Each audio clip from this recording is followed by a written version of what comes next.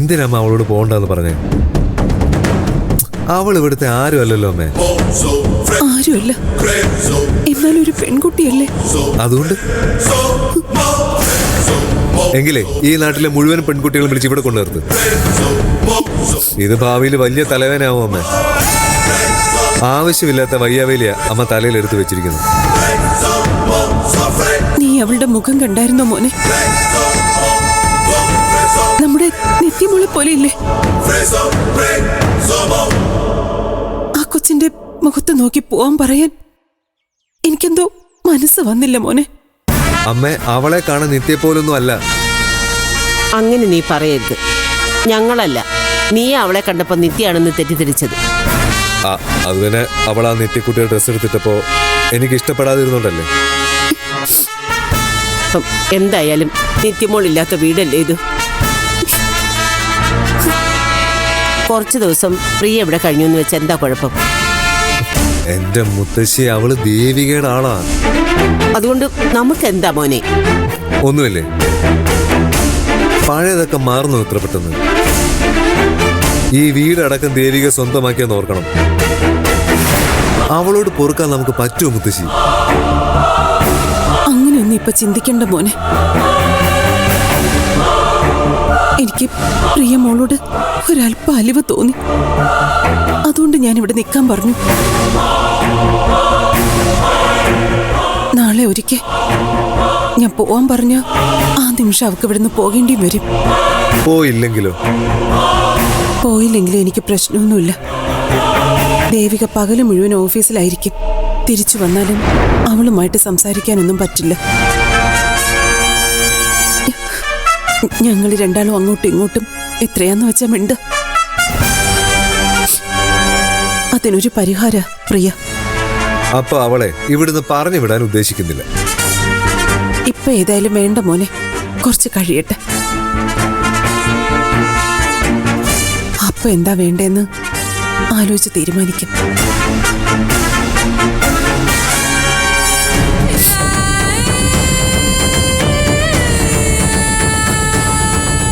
നമ്മുടെ നിത്യമൊക്കെ പകരമൊന്നുമല്ല, എന്നാലും ഒരു ആശ്വാസം. അതാ ആ കുട്ടി. തൽക്കാലം അവൾ ഇവിടെ നിൽക്കട്ടെ.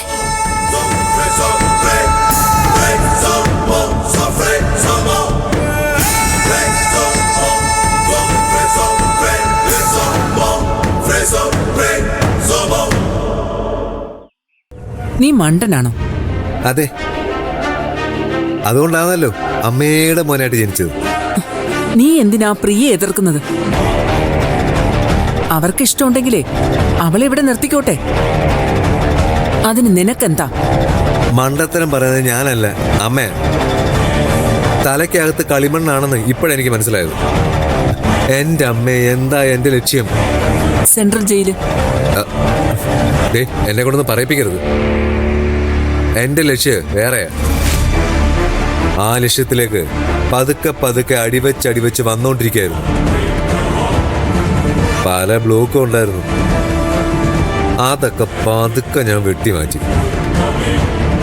അപ്പോഴാ ഒരു കരിമ്പൂച്ച വന്ന് പട്ടം ചാടിയത്. ആ കരിമ്പൂച്ചയാ പ്രിയ. എനിക്കൊന്നും മനസ്സിലാവുന്നില്ല. അവള് വന്നതുകൊണ്ട് നിനക്കെന്താ? അവൾ എങ്ങനെ നിനക്ക് തടസ്സമാവുന്നത്? ഈ വീട്ടില് ദേവിക മാത്രമായിരുന്നു എന്ന് വിചാരിക്കുക. എന്ത് സംഭവിക്കും? എന്ത് സംഭവിക്കാൻ? ഒന്നും സംഭവിക്കില്ല. അല്ല, ഞങ്ങൾക്കിടയിലുള്ള അകലം കുറഞ്ഞു വന്നേനെ. ആദ്യം കുറച്ച് ബലം പിടുത്തൊക്കെ ഉണ്ടാവും, പിന്നെ അത് മാറും. ഞങ്ങൾക്ക് ഒരുമിച്ച് നീങ്ങേണ്ടിയും വരും. ഇപ്പൊ പ്രിയ വന്നു. ഇനി ദേവിയേക്ക് ഞാനുമായിട്ട് ഇടപെടേണ്ട ആവശ്യമില്ല. എന്തോ നീ പറയുന്നതാണ് ശരിയെന്ന് എനിക്ക് തോന്നുന്നില്ല. പിന്നെ ബ്ലോക്ക് ഒഴിവാക്കിയെന്ന് നീ പറഞ്ഞല്ലോ. നിത്യാണോ നീ ഉദ്ദേശിച്ചത്? നീയാണോ അവളുടെ മരണത്തിന് പിന്നില്? ഈ വിഷയം നമ്മൾ മുൻപൊരിക്കൽ സംസാരിച്ചിട്ടുണ്ട്. അതിനുള്ള മറുപടി ഞാൻ പറഞ്ഞിട്ടുമുണ്ട്. വീണ്ടും ആവർത്തിക്കാൻ എനിക്ക് താല്പര്യമില്ല. രണ്ട് കാര്യങ്ങൾ അമ്മ മനസ്സിലാക്കുക. ഒന്ന്, എന്റെ ലക്ഷ്യത്തെ തടുക്കുന്ന എന്തും ഞാനില്ലാതാക്കും. 2, രക്തബന്ധമൊന്നും എനിക്കൊരു പ്രശ്നമേ അല്ല. ഞാൻ ഉദ്ദേശം എന്തെന്ന് അമ്മയ്ക്ക് മനസ്സിലായി കാണുമല്ലോ. നിത്യയെ കൊന്നത് ഞാനാണെന്നുള്ള സംശയം ഇനി വേണ്ട. അത് അപകടം എനിക്ക് മാത്രമല്ല, അമ്മയ്ക്കും.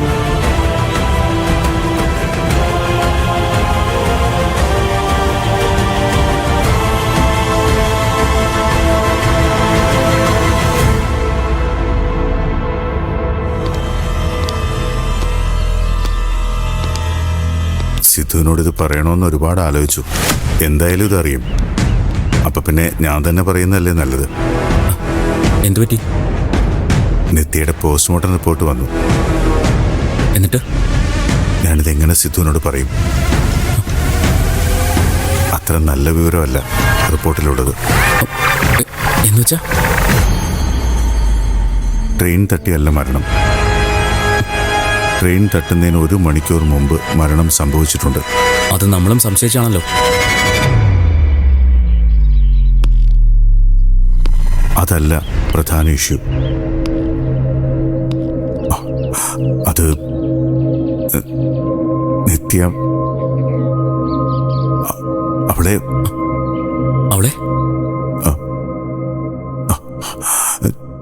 she was brutally raped. അതിക്രൂരമായ ശാരീരിക പീഡനം. അതാ മരണത്തിലേക്ക് നയിച്ചത്. ഉപദ്രവിച്ചപ്പോ ചെറുത്ത് നിന്നിട്ടുണ്ടാവണം. മനുഷ്യനല്ലല്ലോ, മൃഗമല്ലേ ആക്രമിക്കുന്നത്. നിത്യ ചെറുത്ത് നിന്നപ്പോ അക്രമിയുടെ വീര്യം കൂടി,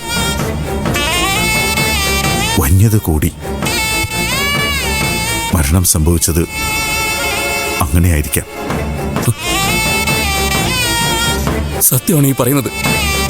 ആ അതെ. റിപ്പോർട്ടിന്റെ കോപ്പി എൻ്റെ കയ്യിലുണ്ട്. സിദ്ധു വായിച്ചു നോക്ക്.